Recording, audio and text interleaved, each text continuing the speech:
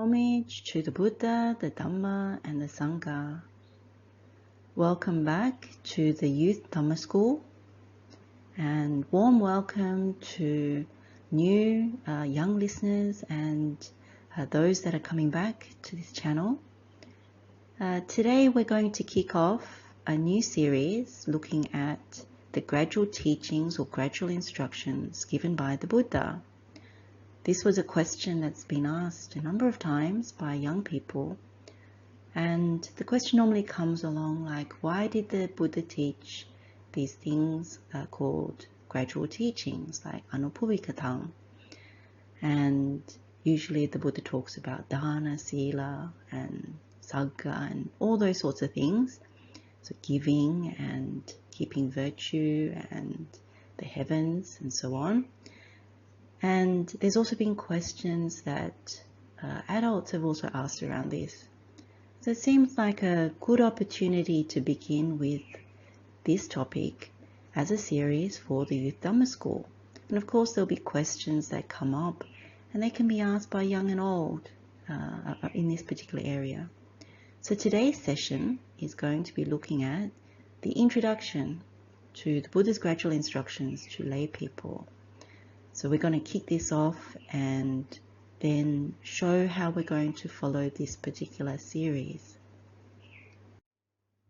We're going to begin by reading out these words from the Buddha. And there's a number of places in the Sutta Pitaka where the Buddha says the exact same thing. And in this case, he's saying it to Upali in this Upali Sutta. This is from Majjhima Nikāya, discourse number 56. So the Buddha says, then the Blessed One gave the householder Upali progressive instruction. Talk on giving, so dānakathaṁ. Talk on virtue, sīlakathaṁ. Talk on the heavens, saggakathaṁ. He explained the danger, degradation, and defilement in sensual pleasures. So kāmānaṁ, ādīnavaṁ, okāraṁ, saṅkilesaṁ. And then the blessing of renunciation. So this is the nikamma anisangsam. And then when he knew that the householder, Upali's mind was ready, receptive, free from hindrances, elated and confident, he expounded to him the teaching special to the Buddhas. Suffering, its origin, its cessation, and the path, which is the Four Noble Truths. Just as a clean cloth with all marks removed would take dye evenly, so too, while the householder Upali sat there, the spotless, immaculate eye of the Dhamma arose in him. All that is subject to arising is subject to cessation. So there's probably a few things that we can draw out from this. The main one is that the Buddha gives a particular sequence of 5 different topics. And he gives a talk. He doesn't go into what he talks about, but we are going to go and look at what these things he talks about from the Sutta Pitaka, why he actually talks about these things. And we're going to go through and see what all that is. The second thing is that it was only after these 5 areas that he spoke about that then the Buddha would see that the person that he was talking to, in this particular case, Upali, that his mind was ready, it was receptive, it was free from hindrances, elated and confident. So the mind has been lifted out of the hindrances and out of the mental stains, and it was in a kind of happier state of mind. So it wasn't a mind that was angry, it wasn't a mind that was difficult to instruct, it was a mind that was easy to instruct. And that's when the Buddha would teach about the Four Noble Truths. So really what Buddha is doing with people that haven't come to the Dhamma yet, haven't got the Dhamma eye, then he would actually draw them into the Dhamma by lifting their minds, and only then would he teach the Four Noble Truths. Now, we remember the simile that the Buddha gives for the Vatupama Sutta. So that's the simile of the cloth. So the Buddha refers to that again by saying that all the defilements really have been lifted from the mind. So therefore the mind is able to penetrate the Dhamma, which is why we do the Vatupama Sutta meditation. And in this case, what we learn from this statement here is that householder Upali, so someone just like us, a householder living lay life, he has entered the stream. So that's what it means by the spotless, immaculate eye of the Dhamma rose in him. That means his conviction towards Buddha, towards Dhamma, towards Sangha was there. And in that case, he also entered the stream through the Buddha's words on the Four Noble Truths after the mind was lifted. So then the last statement is that he understood all that is subject to arising is subject to cessation. So right now we may not fully understand this, but hopefully by the end of this session, certain things will become clearer, certain things will become easier to understand, or at least to meditate on. So right now, let's begin by looking at what this series is going to look at. One of the first things we want to look at is the translation for this Pali word anupubbiṁ kathaṁ. And it's used in many ways. So I've put 5 different things here. So gradual instruction, progressive teaching, graduated discourse, successive lecture, step-by-step sermon. Now in each of the case, you can already see that it's something that's gradual and step-by-step. There's a sequence to what the Buddha is saying. So that's why it's gradual, progressive, or step-by-step. There's a sequence to it. So we're going to follow that sequence. And then the kathaṁ could be, it's an instruction, it's a teaching, it's a discourse. So really it's a sequence of talks, a sequence of instructions that are gradual. So it's a bit like going to school. You need to go grade 1 first, then grade 2, then grade 3. They can be prerequisites, or they can just be joined like that. So slowly we learn something. So when we do things at school, we don't immediately launch into the difficult things. So when you're in grade 1, you don't immediately learn things that people in grade 7 are learning.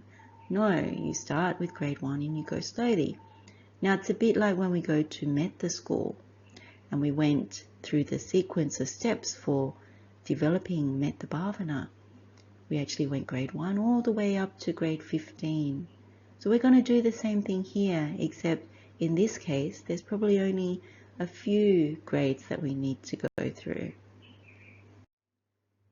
One of the things that we can ask is, what's the aim or objective of this gradual instruction? Like, why did Buddha do this?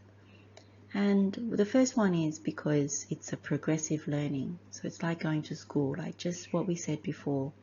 The second one is because Buddha wants us to learn how to be wise, how to be clever, and not foolish.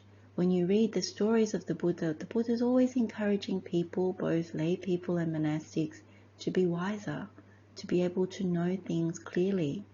So that's what this gradual instruction is about. And then the third one is, it takes into account lay life. And so out of compassion, out of kindness, you would often find in the suttas, this is how the Buddha would teach, different kinds of lay people. And so as we were saying at the beginning, it could be kings, it could be everyday people, it could be students of other teachers practicing other religions, it could be Brahmins and ascetics in the sense of not ordained, but just people that wandered around and took different kinds of practices. And so the good thing is that this teaching, this gradual instruction that the Buddha gives is for anyone and people like us. And then the fourth one is, it enables us to realize the blessings of the Buddha's teachings. As we know, there are many, many blessings of the Buddha's teachings. And when we start to learn them, like the Buddha Dhamma, and when we start to practice, then these blessings become available to us. And so that's a good thing. And we'll learn more about that as we go through the sessions. And the fifth one is the key one that we were talking about when we read out that little bit from the Sutta, which is this prepares our minds so it's ready, receptive, free from hindrances, elated and confident. So it means Buddha is preparing our minds so that we are easy to instruct, we have an openness to his words, and we start to see clearly, free of all the mental stains, free of all the hindrances that block us from Buddha Dhamma. And so if we follow this sequence, it's very helpful to us.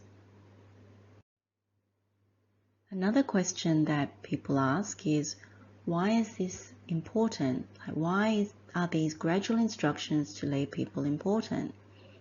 And there are a number of reasons, and I may not have captured all of them here, but here are some of them. So the first one is noble living. What this really means is when you start to take in the Buddha's teachings that he gives in this gradual instruction, you start to formulate a way of living that is upright, that is virtuous, that is intentioned in a very wholesome way. So it's linked to being able to live in a really good way, that you have no remorse and it's seen as a very good thing. So that's the first thing. The second one is you gain something that can't be taken away. So what does that mean? Well, when we start to look at dānakathaṁ, so giving, you start to learn about merit, how important merit is. And merit cannot be taken away from you. Like someone can't rob you of merit. Or kusala, these wholesome things that we choose to do, they can't be taken from you. And the wisdom that one acquires, that can't be taken from you. So it's not like a material thing that someone can take it away from you. So that's really, really good. The third one is it sharpens our spiritual faculties. So what are they?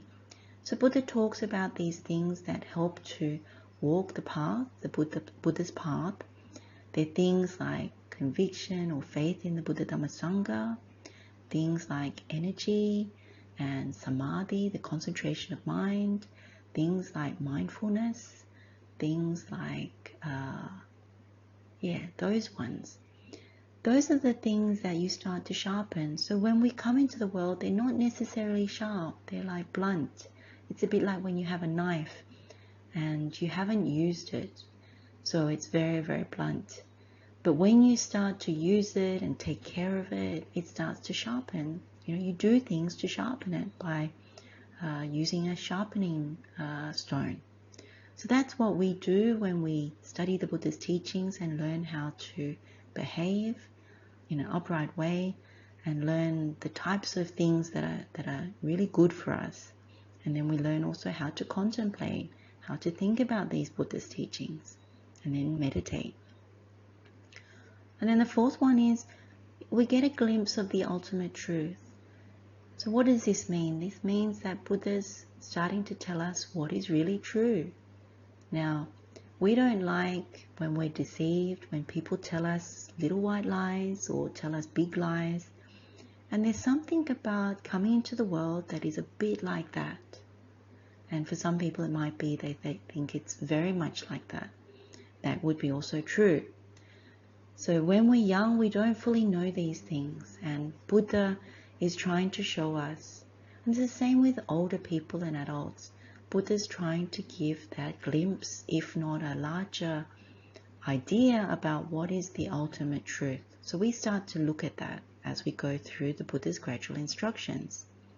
The fifth one is we develop wisdom. Now we mentioned this before, but that's important because when we have wisdom, when we're wise, not foolish, we learn how to make decisions wisely. So if you notice, each and every turn, there's always a decision, whether it's what to eat or where to go, or whether we should do this or do that, or how we should buy things, or how we should treat people, or if something happens, what to do. So Buddha's always encouraging us in this teaching to develop wisdom. So when we have that wisdom, we become wiser, more prudent. So when we navigate our daily lives, whether it's at school or outside of that in our homes, then we learn how to actually deal with problems, how to manage our actions, our speech, and what's in our mind. And then the last one is, through this series, what's really important is we start to listen to the Buddha's words. We get to hear the stories from the time of the Buddha. And it's really nice, really lifts the mind.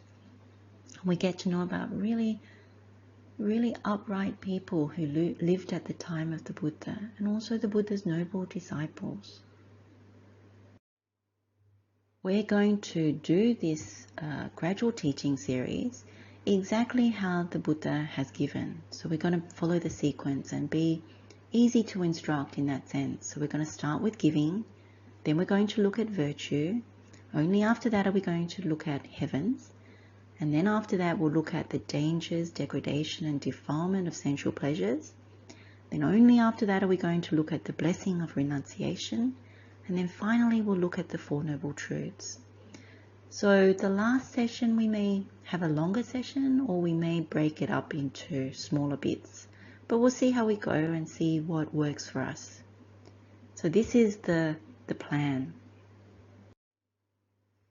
I hope that you will join us on this journey with Youth Dhamma School, looking at Buddha's gradual teachings. And this is only the introduction, so we will continue next time. We can end this session here. It's only a brief introduction. So let's share the merit with all sentient beings. May all beings be happy and well. May all beings be free from suffering. Blessings of the Triple Gem. Wishing you well. Teruan Saranai.